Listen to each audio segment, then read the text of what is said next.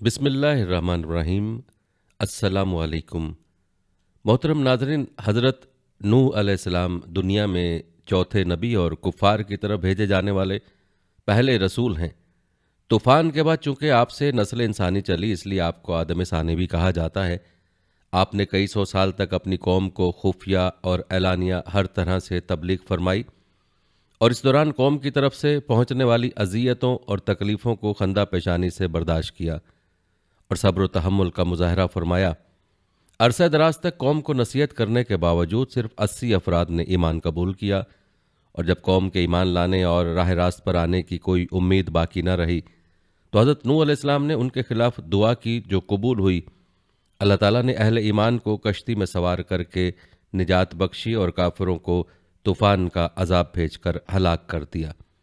आज की इस वीडियो में हम आपको हज़रत नूह की ज़िंदगी के अहम वाक़यात बताएंगे, जिनमें आप अलैहिस्सलाम की कश्ती का वाक़या भी शामिल है और आप अलैहिस्सलाम की बीवी का वाक़या भी आपको बताएंगे। और आपको ये भी बताएंगे कि हज़रत नूह अलैहिस्सलाम को आदम सानी क्यों कहा जाता है। उसकी वजह यह बताई जाती है कि पसमानदगान तूफ़ान से किसी की नस्ल न बढ़ी और सिर्फ नूह अलैहिस्सलाम की नस्ल तमाम दुनिया में है। नाज़रीन, इसी हवाले से सूरह साफ़ात में इरशाद बारी ताला है, और हमने फ़कत उन्हीं की नस्ल को बाकी रहने वाला बनाया। नाज़रीन, जहाँ तक नूह अलैहिस्सलाम की विलादत की बात है तो इब्न जरीर रहमतुल्लाह अलैह के कौल के मुताबिक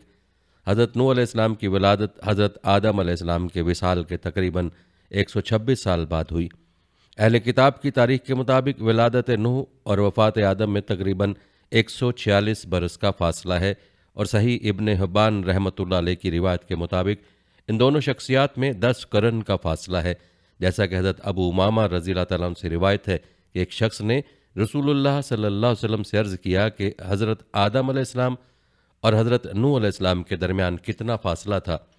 हजूर नबी करीम सल्लल्लाहु अलैहि वसल्लम ने फरमाया 10 करन।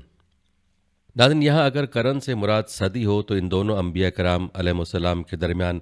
1000 साल का फासला होगा, और अगर करन से मुराद नस्ल हो तो इस सूरत में उनके दरमियान हज़ारों साल का फासला होगा, क्योंकि हज़रत नूह अलैहिस्सलाम से पहले लोग सदियों तक ज़िंदा रहते थे। नाज़रीन, रिवायत बताती कि हज़रत नूह अलैहिस्सलाम साइमुद्दहर थे। जैसा कि हज़रत अब्दुल्लाह बिन अम्र रज़ियल्लाहु अन्हुमा से रिवायत है कि हजूर नबी करीम सल्लल्लाहु अलैहि वसल्लम ने इरशाद फरमाया कि हज़रत नूह अलैहिस्सलाम ईद उल फितर और ईद उल अज़हा के दिन के अलावा हमेशा रोज़ा रखा करते थे। नाज़रीन, हज़रत नूह अलैहिस्सलाम के बेशुमार औसाफ कुरान व अहादीस में बयान हुए। हज़रत नूह अलैहिस्सलाम अल्लाह ताला की आला दर्जे के कामिल ईमान वाले बंदों में से थे। जैसा कि सूरह अल-साफ़ात में इरशाद बारी ताला है कि बेशक वो हमारे कामिल ईमान वाले बंदों में से थे। हज़रत नूह अलैहिस्सलाम हर हाल में अल्लाह ताला का शुक्र अदा किया करते थे। जैसा कि सूरह बनी इसराइल में इरशाद बारी ताला है कि ए उन लोगों की औलाद जिन्हें हमने नूह अलैहिस्सलाम के साथ कश्ती में उठा लिया था, बेशक नूह अलैहिस्सलाम बड़े शुक्रगुजार बंदे थे। नाज़रीन, इस आयत की तफसीर में अल्लामा अली बिन मोहम्मद उल मारूफ ख़ाज़न रहमतुल्लाह अलैह फरमाते हैं कि हज़रत नूह अलैहिस्सलाम को बतौर ख़ास शुक्रगुजार बंदा फरमाने की वजह यह है कि आप जब भी कोई चीज़ खाते पीते या लिबास पहनते तो अल्लाह ताला की हम्द करते और उसका शुक्र बजा लाते थे। अल्लाह ताला ने हज़रत नूह अलैहिस्सलाम को सिर्फ शाकिर यानी शुक्रगुजार ही नहीं बल्कि शकूर यानी दायमी शुक्र करने वाला करार दिया है। और फिर शुक्र जैसे ज़ुबान से होता है, इसी तरह दिल और आज़ा से भी होता है। तो हज़रत नूह अलैहिस्सलाम के कल्ब मुबारक का शुक्र किस कदर था, उसकी अज़मत का तो हम तसव्वुर भी नहीं कर सकते, और आज़ाए मुबारका से कैसे शुक्र अदा करते थे वो भी हमारी अक्ल से मावरा है। नाज़रीन, अगर बात की जाए हज़रत नूह अलैहिस्सलाम पर अल्लाह ताला के इनामात की, तो अल्लाह ताला ने हज़रत नूह अलैहिस्सलाम पर बहुत से इनामात फरमाए, जिनमें एक इनाम यह है कि सिर्फ आप अलैहिस्सलाम की औलाद को बाकी रखा। जैसा कि सूरह अल-साफ़ात में इरशाद बारी ताला है, और हमने फ़कत उन्हीं की नस्ल को बाकी रहने वाला बनाया। नाज़रीन, इस आयत की तफसीर में हज़रत अब्दुल्लाह बिन अब्बास रज़ियल्लाहु तआला अन्हुमा से मरवी है कि हज़रत नूह अलैहिस्सलाम की कश्ती से उतरने के बाद आपकी औलाद और उनकी बीवियों के अलावा जितने मर्द और औरत थे सभी आगे नस्ल चलाए बगैर फौत हो गए, और आप अलैहिस्सलाम की औलाद से दुनिया की नस्लें चलीं। इसी तरह हज़रत समरा रज़ियल्लाहु तआला अन्हु से रिवायत है कि हजूर नबी करीम सल्लल्लाहु अलैहि वसल्लम ने इरशाद फरमाया कि अरब वाले साम की औलाद से हैं, हबशी हाम की नस्ल से हैं, और रूमी याफिस की औलाद से हैं। नाज़रीन, हज़रत नूह अलैहिस्सलाम पर अल्लाह ताला का एक और इनाम यह है कि نبوت اور کتاب آپ کی اولاد میں رکھی گئی، اور آپ کے بعد جتنے نبی اور رسول دنیا میں مبعوث ہوئے سب آپ کی اولاد میں سے تھے، اور تمام آسمانی کتابیں بھی آپ کی اولاد میں سے مخصوص ہستیوں پر نازل ہوئیں، جیسا کہ سورہ الحدید میں ارشاد باری تعالیٰ ہے کہ اور بے شک ہم نے نوح اور ابراہیم علیہ السلام کو بھیجا، اور ہم نے دونوں کی اولاد میں رسالت اور کتاب مقرر فرما دی، تو ان میں سے بعض ہدایت یافتہ ہیں اور ان میں سے اکثر لوگ نافرمان ہیں۔ ناظرین، بیان کی گئی آیت میں دو رسولوں کا ذکر خیر ہے۔ اس کی تفصیل یہ ہے کہ حضرت ابراہیم علیہ السلام کے بعد حضور نبی کریم صلی اللہ علیہ وسلم تک جتنے انبیاء اور رسول علیہ السلام تشریف لائے سب حضرت نوح علیہ السلام کی اولاد میں سے تھے، اور حضرت ابراہیم علیہ السلام بذات خود حضرت نوح علیہ السلام کی نسل مبارک سے ہیں، اور یوں کتاب اولاً حضرت نوح علیہ السلام اور ثانیاً حضرت ابراہیم علیہ السلام کی اولاد سے ہوئی۔ اس کے علاوہ حضرت نوح علیہ السلام پر اللہ تعالیٰ کا ایک انعام یہ بھی ہے کہ بعد والوں میں آپ کا ذکر جمیل باقی رکھا گیا۔ اس حوالے سے سورہ الصافات میں ارشاد باری تعالیٰ ہے،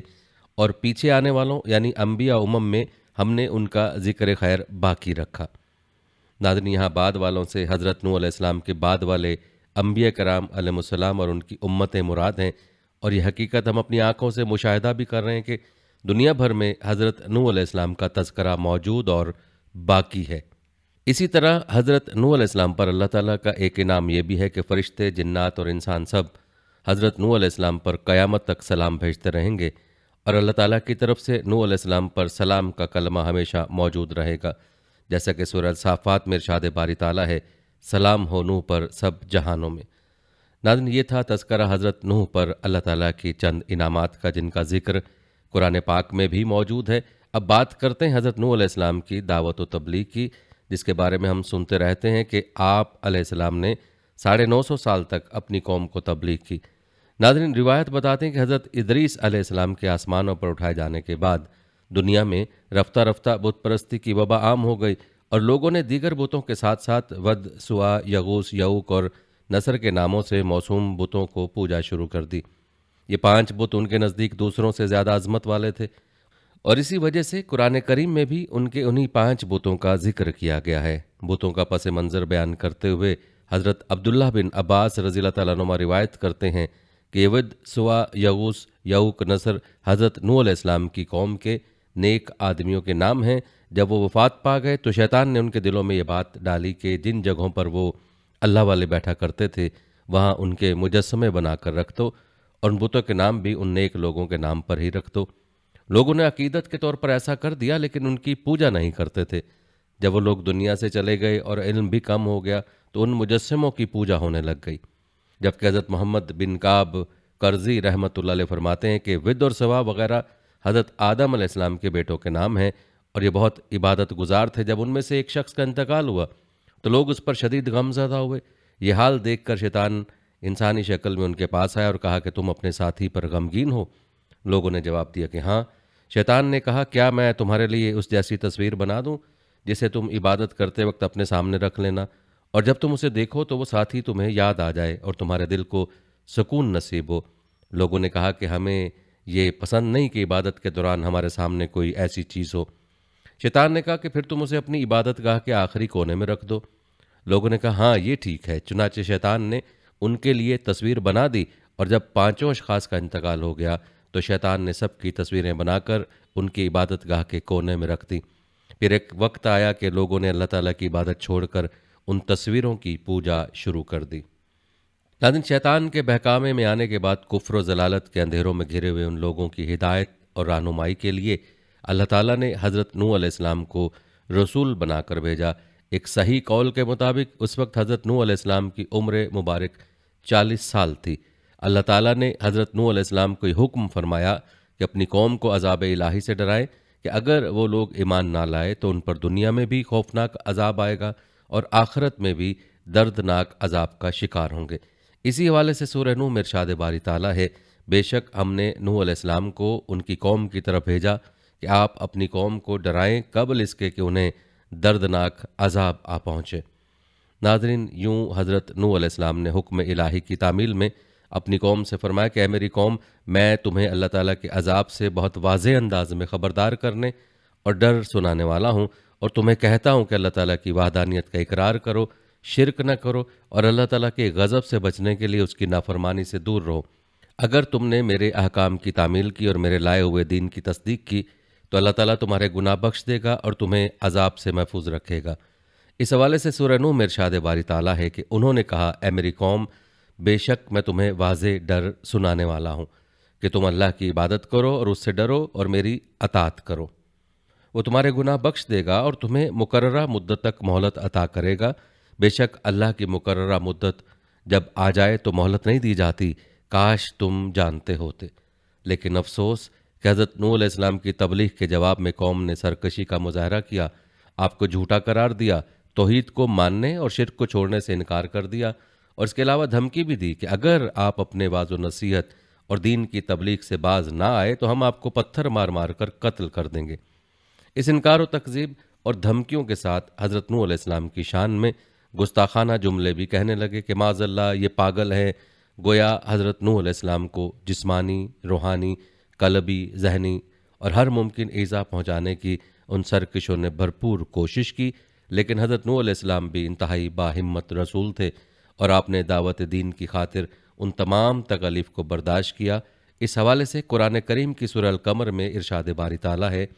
ان سے پہلے قوم نوح نے بھی جھٹلایا تھا، سو انہوں نے ہمارے بندہ مرسل نوح علیہ السلام کی تکذیب کی اور کہا کہ یہ دیوانہ ہے، اور انہیں دھمکیاں دی گئیں۔ ناظرین، یاد رہے کہ اللہ تعالیٰ نے حضور نبی کریم صلی اللہ علیہ وسلم کو اولو العزم رسولوں کی طرح صبر و برداشت کا حکم فرمایا، اور انہی باہمت رسولوں میں حضرت نوح علیہ السلام بھی شامل ہیں، جیسا کہ سورہ الاحقاف میں ارشاد باری تعالیٰ ہے، اے حبیب، پس آپ صبر کیے جائیں جس طرح دوسرے عالی ہمت پیغمبروں نے صبر کیا تھا، اور آپ ان منکروں کے لیے طلب عذاب میں جلدی نہ فرمائیں۔ جس دن وہ اس عذاب آخرت کو دیکھیں گے جس کا ان سے وعدہ کیا جا رہا ہے تو خیال کریں گے گویا وہ دنیا میں دن کی ایک گھڑی کے سوا ٹھہرے ہی نہیں تھے۔ یہ اللہ کی طرف سے پیغام کا پہنچایا جانا ہے، نافرمان قوم کے سوا دیگر لوگ ہلاک نہیں کیے جائیں گے۔ البتہ ناظرین، نوح علیہ السلام کی قوم کے سخت ناروا سلوک کے باوجود انہیں توحید پر ایمان لائے اور عبادت الہی کی دعوت دیتے رہے۔ ایک موقع پر حضرت نوح علیہ السلام نے فرمایا کہ اے میری قوم، ایمان قبول کر کے اللہ تعالیٰ کی عبادت کرو، کیونکہ اس کے سوا کوئی اور ایسا ہے ہی نہیں کہ جس کی عبادت کی جا سکے، وہی تمہارا معبود ہے، اور جس چیز کی میں تمہیں حکم دے رہا ہوں اس میں اگر تم میری نصیحت قبول نہ کرو گے اور راہ راست پر نہ آؤ گے تو مجھے تم پر بڑے دن یعنی بروز قیامت عذاب کا خوف ہے۔ قرآن کریم کی سورہ اعراف میں حضرت نوح علیہ السلام کی اپنی قوم کو دعوت کے حوالے سے ارشاد باری تعالیٰ ہے، بے شک ہم نے نوح علیہ السلام کو ان کی قوم کی طرف بھیجا، سو انہوں نے کہا کہ اے میری قوم کے لوگو، تم اللہ کی عبادت کیا کرو، اس کے سوا تمہارا کوئی معبود نہیں، یقیناً مجھے تمہارے اوپر ایک بڑے دن کے عذاب کا خوف آتا ہے۔ ناظرین، حضرت نوح علیہ السلام چونکہ قوم کے اجتماعی طریقے کے برخلاف چلتے ہوئے بتوں کی پوجا نہیں کرتے تھے، اور مزید یہ کہ انہوں نے قوم کو بھی اس امر سے باز رہنے اور صرف اللہ تعالیٰ کی عبادت کرنے کی دعوت دی، تو قوم کے سرداروں نے کہہ دیا کہ ہم قوم کے اجتماعی طرز عمل سے جدا راہ اختیار کرنے کے سبب ضرور آپ کو کھلی گمراہی میں دیکھ رہے ہیں، اور اس واقعے کو سورہ الاعراف میں یوں بیان کیا گیا ہے۔ ان کی قوم کے سرداروں اور رئیسوں نے کہا کہ اے نوح، کھلی گمراہی میں مبتلا دیکھتے ہیں۔ لیکن ناظرین، حضرت نوح علیہ السلام کی شان ملاحظہ فرمائیں کہ سرداران قوم کا جہالت و سفاہت سے بھرپور جواب سن کر کمال خلق کا مظاہرہ کرتے ہوئے حضرت نوح علیہ السلام نے فرمایا کہ اے میری قوم، مجھ میں گمراہی کی کوئی بات نہیں، بلکہ میں تو اپنے رب کی طرف سے تمہاری ہدایت کے لیے رسول بنا کر بھیجا گیا ہوں، کیونکہ جب دنیاوی بادشاہ کسی ناتجربہ کار اور جاہل کو اپنا وزیر نہیں بناتا یا کوئی اہم عہدہ نہیں سونپتا، تو اللہ تعالیٰ جو سب بادشاہوں کا بادشاہ ہے، وہ کیسے کسی کم علم کو منصب نبوت سے سرفراز فرما سکتا ہے؟ اور میں تو اپنے رب تعالیٰ کے وہ پیغامات تم تک پہنچا رہا ہوں جو اس نے مجھے دے کر بھیجا ہے، اور تمہاری بھلائی چاہتا ہوں، اور میں اللہ تعالیٰ کی طرف سے وہ باتیں جانتا ہوں جو تمہیں معلوم نہیں کہ اللہ تعالیٰ بڑی قدرت والا ہے، دشمنوں پر اس کی گرفت انتہائی سخت ہے، اور مجرموں پر آیا ہوا اس کا عذاب کوئی بھی ٹال نہیں سکتا۔ اور کیا تم مجھے جھٹلاتے ہو، اس بات پر تعجب کرتے ہو کہ تمہارے پاس تمہارے رب کی طرف سے تم ہی میں سے ایک مرد کے ذریعے نصیحت آئی تاکہ وہ تمہیں کفر و گناہ کے انجام سے ڈرائے اور تم تقوی و پرہیزگاری اختیار کرو اور اس کے سبب تم پر رحم کیا جائے۔ ناظرین، حضرت نوح علیہ السلام کے اس جواب کا قرآن کریم کی سورہ الاعراف میں تذکرہ یوں کیا گیا ہے کہ انہوں نے کہا اے میری قوم، مجھ میں کوئی گمراہی نہیں، لیکن یہ حقیقت ہے کہ میں تمام جہانوں کے رب کی طرف سے رسول مبعوث ہوا ہوں۔ میں تمہیں اپنے رب کے پیغامات پہنچا رہا ہوں اور تمہیں نصیحت کر رہا ہوں، اور اللہ کی طرف سے وہ کچھ جانتا ہوں جو تم نہیں جانتے۔ کیا تمہیں اس بات پر تعجب ہے کہ تمہارے پاس تمہارے رب کی طرف سے تمہیں میں سے ایک مرد کی زبان پر نصیحت آئی تاکہ وہ تمہیں عذاب الہی سے ڈرائے اور تم پرہیزگار بن جاؤ، اور یہ اس لیے کہ تم پر رحم کیا جائے؟ اسی طرح سورہ ہود میں حضرت نوح علیہ السلام کی تبلیغ کا ذکر ان الفاظ میں کیا گیا ہے، اور بے شک ہم نے نوح علیہ السلام کو ان کی قوم کی طرف بھیجا۔ انہوں نے ان سے کہا، میں تمہارے لیے کھلا ڈر سنانے والا بن کر آیا ہوں کہ تم اللہ کے سوا کسی کی عبادت نہ کرو، میں تم پر دردناک دن کے عذاب کی آمد کا خوف رکھتا ہوں۔ ناظرین، مفسرین کے نزدیک یہاں دردناک دن سے قیامت کا دن یا طوفان آنے کا دن مراد ہے، اور دن کو مجازی طور پر دردناک اس لیے فرمایا گیا کہ دردناک عذاب اس دن نازل ہوگا۔ ناظرین، اب تذکرہ کرتے ہیں سرداران قوم کے حضرت نوح علیہ السلام پر لگائے جانے والے 3 اعتراضات کا۔ روایات بتاتی کہ حضرت نوح علیہ السلام کی دعوت حق سن کر قوم کے کافر سرداروں نے 3 اعتراضات کر کے اپنی قوم کو یہ باور کرانے کی کوشش کی، نعوذ باللہ، آپ علیہ السلام نبی نہیں ہیں۔ حضرت نوح علیہ السلام پر پہلا اعتراض یہ تھا، آپ ہماری طرح عام بشر ہیں اور آپ کو ہم پر کوئی خاص فضیلت نہیں، اس لیے ہم کیسے مان لیں کہ آپ نبی ہیں اور آپ کی اطاعت ہم پر لازم ہے۔ نوح علیہ السلام پر دوسرا اعتراض یہ کیا، ہم دیکھ رہے ہیں کہ آپ کی پیروی جن لوگوں نے کی ہے ان کی اپنی قوم میں کوئی قدر و قیمت نہیں، اور وہ مفلس اور غریب لوگ ہیں، اور آپ پر ایمان لانے کی حرکت بھی انہوں نے کسی غور و فکر کے بغیر ہی کی ہے۔ اور حضرت نوح علیہ السلام کی قوم نے آپ پر تیسرا اعتراض یہ کیا کہ انہیں آپ کی ذات میں ایسی کوئی بات نظر نہیں آ رہی جس کی بنا پر آپ کو ان پر برتری حاصل ہو، کیونکہ آپ کے پاس نہ تو مال زیادہ تھا اور نہ ہی ریاست یعنی جائیدادیں اور زمینیں تھیں۔ ناظرین، سرداران قوم کے اعتراضات قرآن کریم کی سورہ ہود میں ان الفاظ کے ساتھ ذکر کیے گئے ہیں۔ سو ان کی قوم کے کفر کرنے والے سرداروں اور وڈیروں نے کہا، ہمیں تو تم اپنے ہی جیسا ایک بشر دکھائی دیتے ہو، اور ہم نے کسی معزز شخص کو تمہاری پیروی کرتے ہوئے نہیں دیکھا سوائے ہمارے معاشرے کے سطحی رائے رکھنے والے پست و حقیر لوگوں کے جو بے سوچے سمجھے تمہارے پیچھے لگ گئے ہیں، اور ہم تمہارے اندر اپنے اوپر کوئی فضیلت و برتری یعنی طاقت و اقتدار، مال و دولت یا تمہاری جماعت میں بڑے لوگوں کی شمولیت الغرض ایسا کوئی نمایاں پہلو بھی نہیں دیکھتے،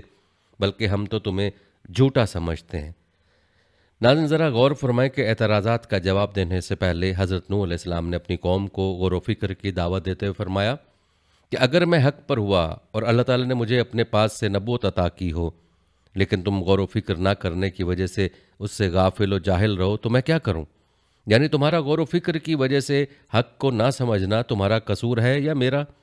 کیا میں تمہیں اپنی نبوت قبول کرنے پر مجبور کروں جبکہ تم ہی اس سے بیزار بیٹھے ہو؟ یہ میرا کام نہیں، مجھے تو صرف یہ حکم ہے کہ اللہ تعالیٰ کا پیغام تم تک پہنچا دوں۔ جہاں تک اس بات کا تعلق ہے کہ میرے پاس مال و دولت نہیں اور اس وجہ سے میں پیغام الہی پہنچانے کا نام لے کر یہ دعوت شروع کی ہے تاکہ تم سے مال و دولت حاصل کر سکوں، تو سن لو، تمہارا یہ گمان سراسر باطل ہے۔ میں رسالت کی تبلیغ پر تم سے کوئی اجرت طلب نہیں کرتا، میرا اجر تو اللہ تعالیٰ کے ذمے پر ہے، لہذا تم اس فاسد گمان کی وجہ سے اپنے آپ کو اخروی سعادتوں کے حصول سے محروم نہ کرو۔ اور جہاں تک میرے پیروکاروں کو مفلس اور غریب قرار دینے کا تعلق ہے، جس کا تقاضا یہ ہے کہ میں تمہیں خود سے دور کر دوں، تو سن لو کہ تمہاری وجہ سے میں غریب مسلمانوں کو اپنے آپ سے دور نہیں کروں گا، کیونکہ یہ تو رب تعالیٰ کی بارگاہ میں حضوری کا شرف اور قرب کی فضیلت پانے والے ہیں، تو میں انہیں تمہاری وجہ سے خود سے دور کیوں کروں؟ ہاں، اس کے برعکس میں تم لوگوں کو جہالت کا شکار سمجھتا ہوں۔ ناظرین، قرآن پاک کی سورہ ہود میں حضرت نوح علیہ السلام کا اپنی قوم کو جواب ان الفاظ کے ساتھ مذکور ہے۔ نوح علیہ السلام نے کہا، اے میری قوم، بتاؤ تو صحیح، اگر میں اپنے رب کی طرف سے روشن دلیل پر بھی ہوں، اس نے مجھے اپنے حضور سے خاص رحمت بخشی ہو،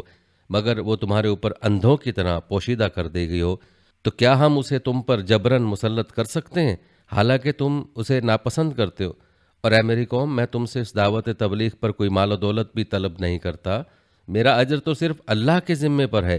اور میں تمہاری خاطر ان غریب اور پسماندہ لوگوں کو جو ایمان لے آئے ہیں دھتکارنے والا بھی نہیں ہوں۔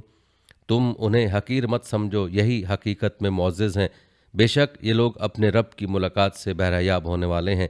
اور میں تو در حقیقت تمہیں جاہل و بے فہم قوم دیکھ رہا ہوں۔ اور اے میری قوم، اگر میں ان کو دھتکار دوں تو اللہ کے غضب سے بچانے میں میری مدد کون کر سکتا ہے؟ کیا تم غور نہیں کرتے؟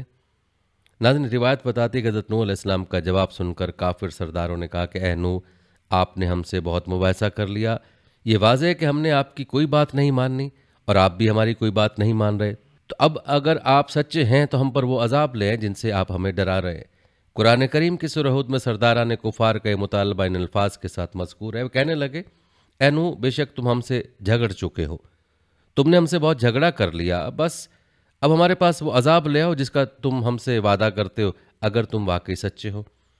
ناظرین، مطالبہ کفار کے جواب میں حضرت نوح علیہ السلام نے فرمایا کہ تم پر عذاب نازل کرنے کا اختیار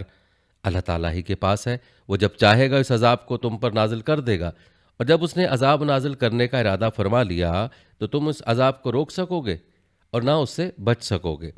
اور جس دن تم پر عذاب نازل ہوا اور تم وہ عذاب دیکھ کر ایمان لائے تو اس دن میری نصیحت تمہیں کوئی فائدہ نہ دے سکے گی، کیونکہ عذاب نازل ہوتے وقت کا ایمان قبول نہیں۔ یاد رکھو، میری نصیحت تمہیں اس وقت فائدہ دے گی جب تم عذاب کا مشاہدہ کرنے سے پہلے ایمان لے آؤ۔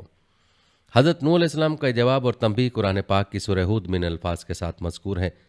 نوح علیہ السلام نے کہا، وہ عذاب تو بس اللہ ہی تم پر لائے گا اگر اس نے چاہا، اور تم اسے عاجز نہیں کر سکتے، اور میری نصیحت بھی تمہیں نفع نہ دے گی، خواہ میں تمہیں نصیحت کرنے کا ارادہ کروں۔ اگر اللہ نے تمہیں گمراہ کرنے کا ارادہ فرما لیا ہو، وہ تمہارا رب ہے اور تم اسی کی طرف لوٹائے جاؤ گے۔ روایت بتاتی کہ حضرت نوح علیہ السلام کی دعوت سن کر کافر سرداروں نے اپنی قوم سے کلام کیا کہ نوح علیہ السلام تو ہمارے جیسا ہی ایک آدمی ہے جو کھاتا اور پیتا ہے، اور یہ چاہتا ہے کہ تم اسے اپنا بڑا مان لو اور اس کے تابع ہو جاؤ تاکہ یہ سردار بن جائے اور تمہیں اپنے تابع کر لے۔ اور اگر اللہ تعالیٰ یہ چاہتا ہے کہ رسول بھیجے اور شرک سے منع کرے تو فرشتے اتار دیتا، لیکن اس نے ایسا نہیں کیا، اور ہم نے اپنے پہلے باپ داداؤں میں یہ بات نہیں سنی کہ بشر بھی رسول ہوتا ہے۔ نوح ایک مجنون آدمی ہے جس پر جنون طاری ہے، اس لیے کچھ عرصہ انتظار کر لو یہاں تک کہ اس کا جنون دور ہو جائے گا، ایسا ہوا تو خیر، ورنہ انہیں قتل کر دینا۔ ناظرین، اب تذکرہ کرتے ہیں قوم نوح پر عذاب الہی کا۔ ناظرین، روایت بتاتی ہے کہ حضرت نوح علیہ السلام اپنی قوم میں تقریباً 950 سال رہے۔ اس پوری مدت میں انہوں نے قوم کو توحید اور ایمان کی دعوت دینے کا عمل جاری رکھا اور ان کی طرف سے پہنچنے والی سختیوں اور ایذاؤں پر صبر کیا۔ جب قوم اپنی حرکتوں سے باز نہ آئی اور ایمان لانے کی بجائے کفر پر اڑی رہی تو اللہ تعالیٰ نے حضرت نوح علیہ السلام کی طرف وحی بھیجی کہ آپ کی قوم کے جن لوگوں سے ایمان قبول کرنے کی توقع تھی وہ تو ایمان قبول کر چکے، ان کے علاوہ جو لوگ اپنے کفر پر ہی قائم ہیں وہ اب کسی صورت ایمان قبول نہیں کریں گے۔ لہٰذا اس طویل مدت کے دوران کفار کی طرف سے آپ کو جس تکذیب، استہزاء اور اذیت کا سامنا ہوا، اس پر آپ غمگین نہ ہو، اور ان کفار کے کرتوت ختم ہو گئے اور اب ان سے انتقام لینے کا وقت آ گیا ہے۔ اس کا ذکر قرآن کریم کی سورہ العنکبوت میں ان الفاظ میں کیا گیا ہے، اور بے شک ہم نے نوح علیہ السلام کو ان کی قوم کی طرف بھیجا تو انہیں 50 برس کم 1000 سال رہے، اور پھر ان لوگوں کو طوفان نے آ پکڑا اس حال میں کہ وہ ظالم تھے۔ اسی طرح سورہ ہود میں ارشاد فرمایا، اور نوح علیہ السلام کی طرف وحی کی گئی کہ اب ہرگز تمہاری قوم میں سے مزید کوئی ایمان نہیں لائے گا سوائے ان کے جو اس وقت تک ایمان لا چکے ہوں، سو آپ ان کی تکذیب و استہزاء کے کاموں سے رنجیدہ نہ ہوں۔ ناظرین، کفار پر عذاب چونکہ کئی طریقوں سے آ سکتا تھا، اس لیے اللہ تعالیٰ نے حضرت نوح علیہ السلام کو بتا دیا کہ وہ عذاب ڈبو دیے جانے کی صورت میں ہوگا، اور ڈوبنے سے نجات کی صورت میں صرف کشتی کے ذریعے ممکن تھی۔ اس لیے اللہ تعالیٰ نے حضرت نوح علیہ السلام کو کشتی تیار کرنے کا حکم دیا، اور قرآن کریم میں 2 مقامات پر اس کشتی بنانے کے حکم کا ذکر ہے۔ سورہ ہود میں ارشاد باری تعالیٰ ہے کہ اور تم ہمارے حکم کے مطابق ہمارے سامنے ایک کشتی بناؤ، اور ظالموں کے بارے میں مجھ سے کوئی بات نہ کرنا، وہ ضرور غرق کیے جائیں گے۔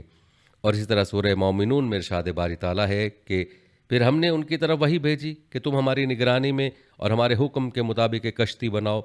سو جب ہمارا حکم عذاب آ جائے اور تنور بھر کر پانی ابلنے لگے تو تم اس میں ہر قسم کے جانوروں میں سے 2 جوڑے نر و مادہ بٹھا لینا، اور اپنے گھر والوں کو بھی اس میں سوار کر لینا، سوائے ان میں سے اس شخص کے جس پر فرمان عذاب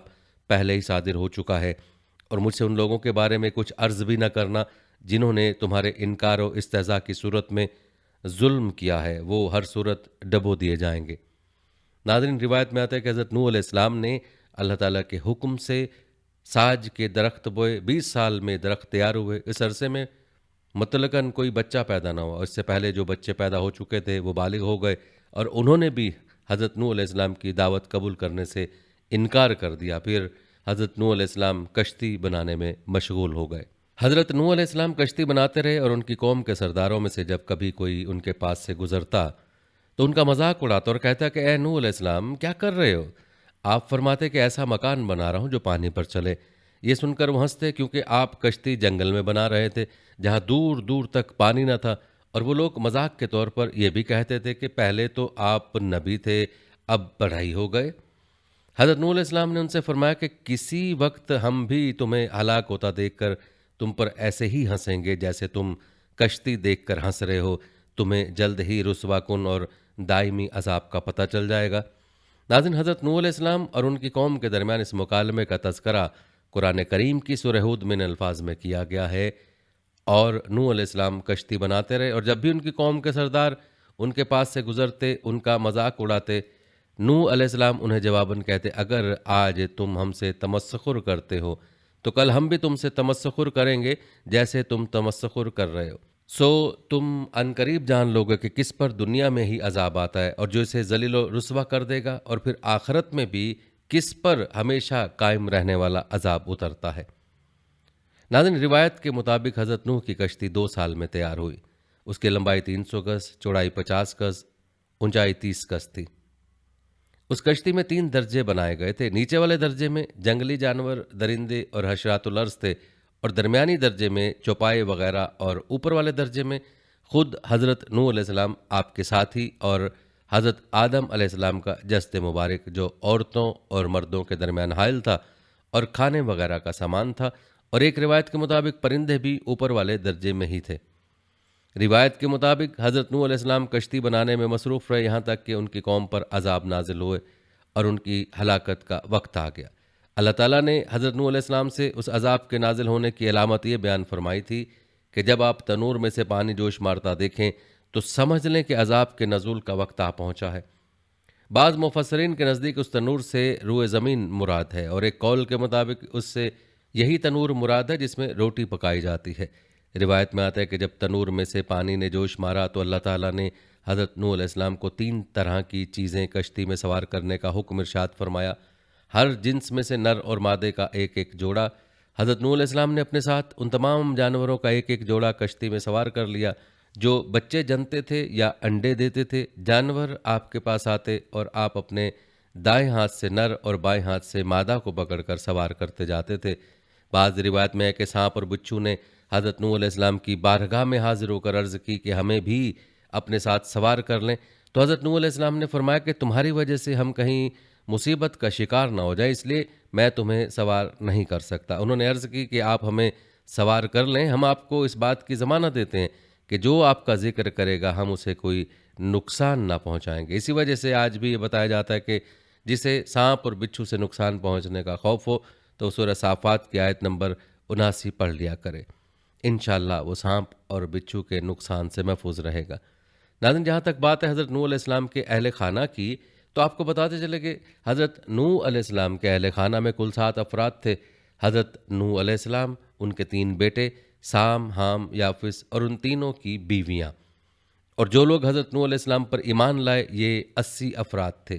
ناظرین، عذاب کی بیان کی گئی علامات اور کشتی میں سواری کا ذکر قرآن کریم کی سورہ ہود میں الفاظ کے ساتھ کیا گیا ہے، یہاں تک کہ جب ہمارا حکم عذاب آ پہنچا اور تنور پانی کے چشموں کی طرح جوش سے ابلنے لگا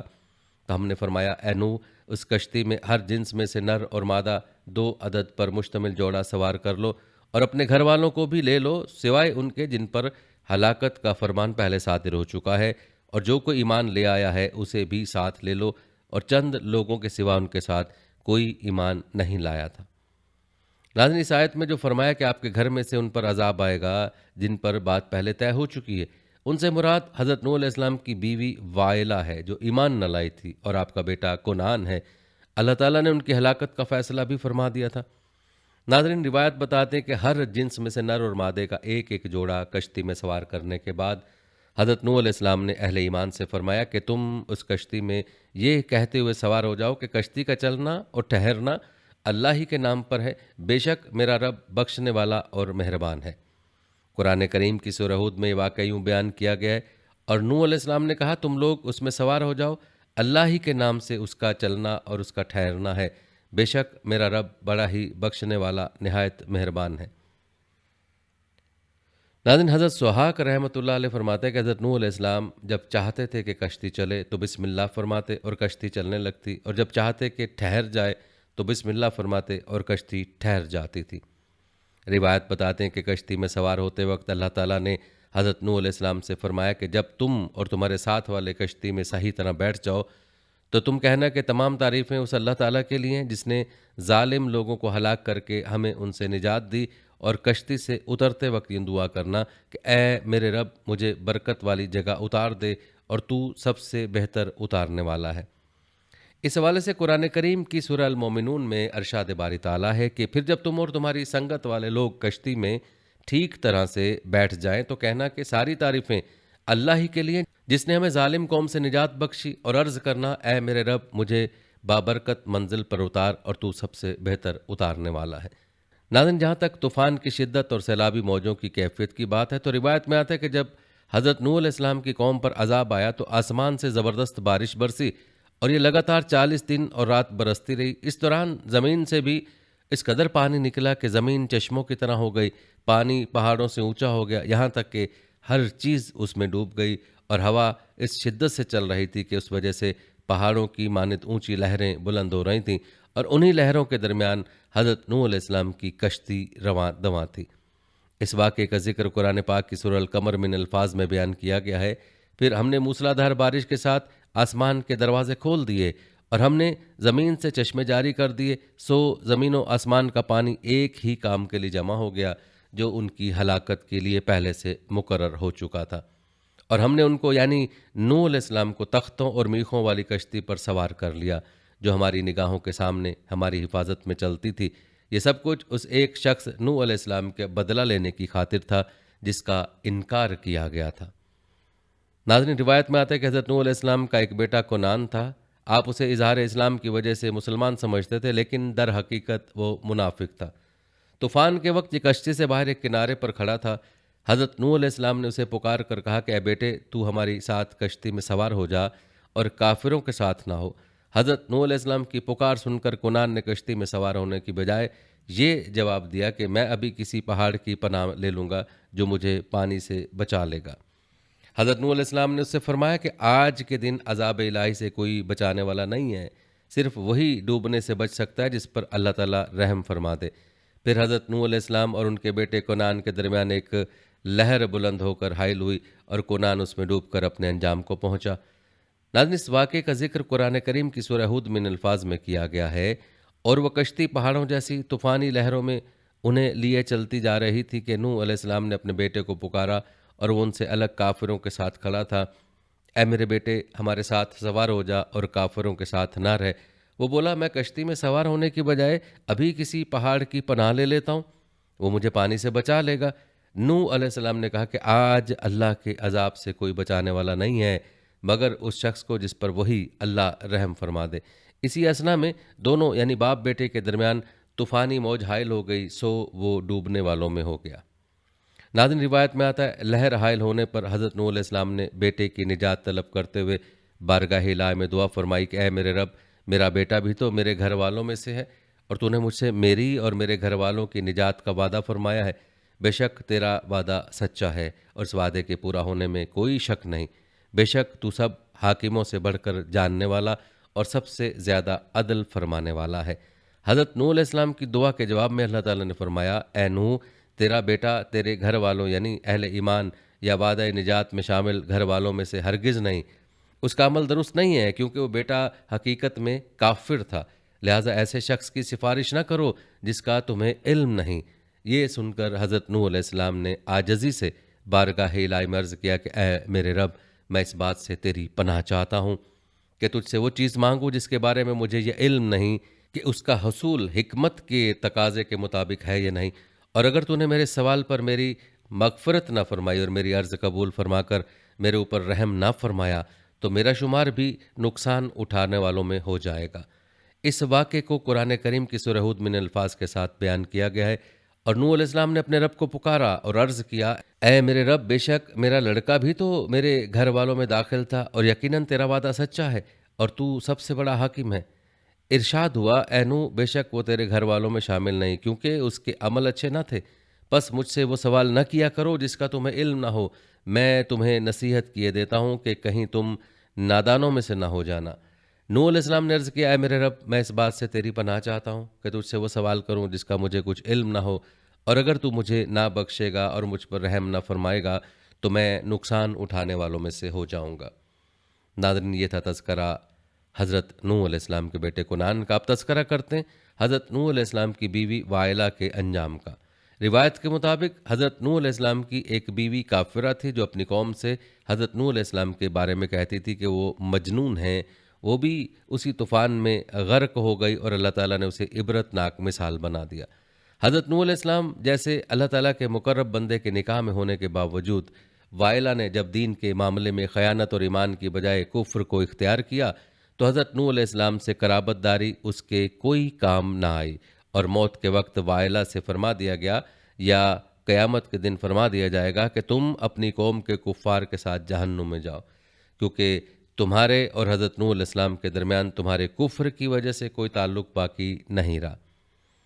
ناظرین، اس واقعے کا ذکر قرآن پاک کی سورہ تحریم میں ان الفاظ کے ساتھ کیا گیا ہے، اللہ نے ان لوگوں کے لیے جنہوں نے کفر کیا ہے نوح علیہ السلام کی عورت وائلہ اور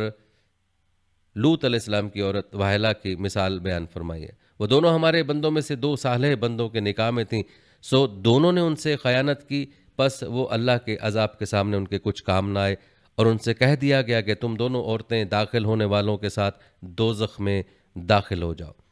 ناظرین، روایت میں آتا ہے کہ جب طوفان اپنی انتہا کو پہنچا اور حضرت نوح علیہ السلام کی قوم کو غرق کر دیا گیا تو اللہ تعالیٰ کی طرف سے زمین کو حکم ہوا، اے زمین اپنا پانی نگل جا،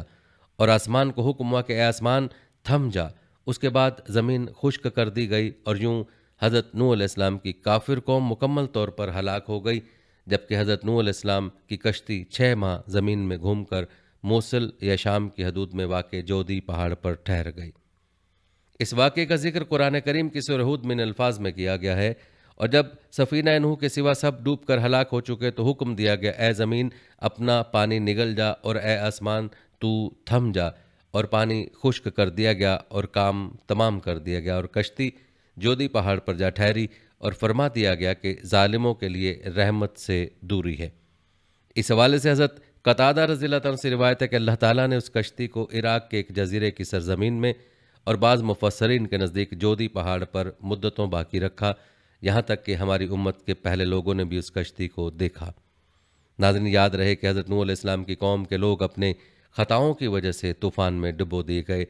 پھر غرق ہونے کے بعد عذاب برزخ کی آگ میں ڈال دیے گئے۔ اس حوالے سے قرآن کریم کی سورہ نوح میں ارشاد باری تعالیٰ ہے کہ بالآخر وہ اپنے گناہوں کے سبب غرق کر دیے گئے، پھر آگ میں ڈال دیے گئے، سو وہ اپنے لیے اللہ کے مقابل کسی کو مددگار نہ پا سکے۔ ناظرین، یاد رہے کہ حضرت نوح علیہ السلام اور ان کی قوم کے واقعات میں عبرت و نصیحت کا ایک خزانہ موجود ہے۔ اس میں متکبروں اور غریب مسلمانوں کو حقیر جاننے والوں کے لیے عبرت ہے، یوں ہی کفار کے لیے عبرت ہے کہ جو لوگ اللہ تعالیٰ کے رسول کو جھٹلائیں گے ان پر ویسا عذاب آ سکتا ہے جیسا قوم نوح پر آیا۔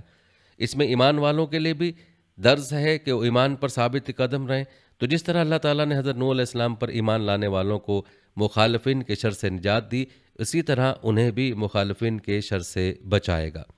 ناظرین، یہ تھی ہماری آج کی ویڈیو۔ کمنٹ سیکشن میں اپنی رائے کا اظہار ضرور کریں اور بتائیں کہ آپ اگلی ویڈیو کون سے اسلامک ٹاپک پر دیکھنا چاہتے ہیں۔ آپ کی قیمتی رائے ہمارے لیے بہت اہمیت رکھتی ہے، اور جانے سے پہلے ویڈیو کو شیئر ضرور کیجیے گا۔ اللہ تعالیٰ آپ کو اپنی حفظ و امان میں رکھے، آمین۔